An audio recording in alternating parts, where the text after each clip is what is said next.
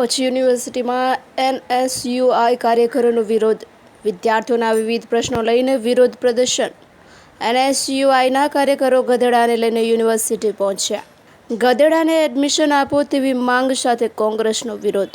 કાયમી કુલપતિ અને સ્ટાફ ઘટ મુદ્દે વિરોધ. PhD પરીક્ષા હોસ્ટેલ સુવિધા સહિતના મુદ્દે વિરોધ પ્રદર્શન. કુલદીપસિંહ જાડેજા, ગુજરાત NSUI મહામંત્રી, કચ્છ જિલ્લા પ્રભારી. છેલ્લા 3.5 વર્ષથી યુનિવર્સિટી દ્વારા PhDના એડમિશનની કાર્યવાહી કરવામાં નથી આવી. 3.5 વર્ષથી PhDના એડમિશન થયા નથી. એટલે વિદ્યાર્થીઓને એડમિશન ન આપવાના હોય તો ગધેડાને એડમિશન આપો. એ માટે અમારી સાહેબને રજૂઆત હતી.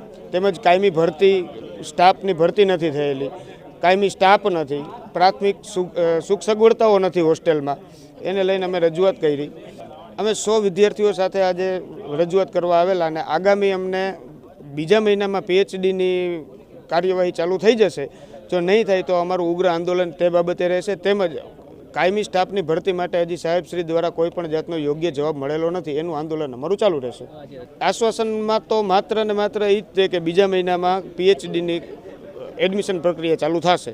બાકી સ્ટાફને લઈને કોઈ પણ જાતનું હજી આશ્વાસન, અમને યોગ્ય આશ્વાસન નથી મળ્યું.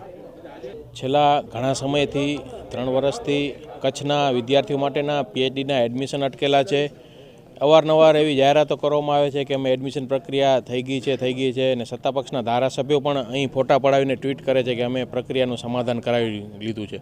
પણ હજુ જે વિદ્યાર્થીઓ પાસ થયેલા છે તેઓ ચાતક નજરે PhDના એડમિશનની રાહ જોઈ રહ્યા છે. ત્યારે એમના વિરોધમાં આજ પ્રતિકરૂપે એક ગધેડાને લઈને અમે વિરોધ કર્યો છે કે ભાઈ વિદ્યાર્થીઓને જો તમે એડમિશન આપવાના ન હો તો અમને આપો.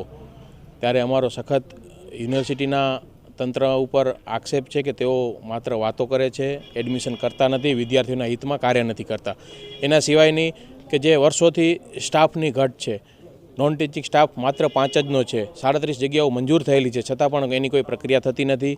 નેક માટેની પ્રક્રિયા થતી નથી, જેને લીધે કચ્છના વિદ્યાર્થીઓ એક્સટર્નલ અભ્યાસથી વંચિત રહે છે અને પ્રોફેસરોની પણ ભરતી થતી નથી.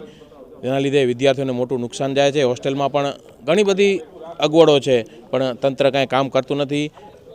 6 ધારાસભ્યો અને સાંસદ સભ્ય આ સત્તા પક્ષના હોય છતાં પણ યુનિવર્સિટીમાં આ સત્તા પક્ષના કોઈ પણ નેતાઓનું ધ્યાન નથી અને તેના ભોગ કચ્છના વિદ્યાર્થીઓ બની રહ્યા છે.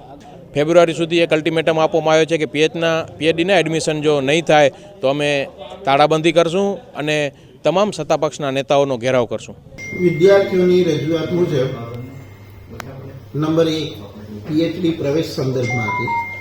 તે સંદર્ભમાં બહુ સ્પષ્ટ છે કે તારીખ 30ના રોજ અમારી એક્ઝિક્યુટિવ કાઉન્સિલે આ બાબતે નિર્ણય લઈ લીધેલો છે અને વિદ્યાર્થીઓને વહેલામાં વહેલી તકે સ્કોલરશીપનો લાભ મળી શકે એવી રીતે પ્રવેશ પ્રક્રિયા એમની પૂર્ણ કરવામાં આવશે.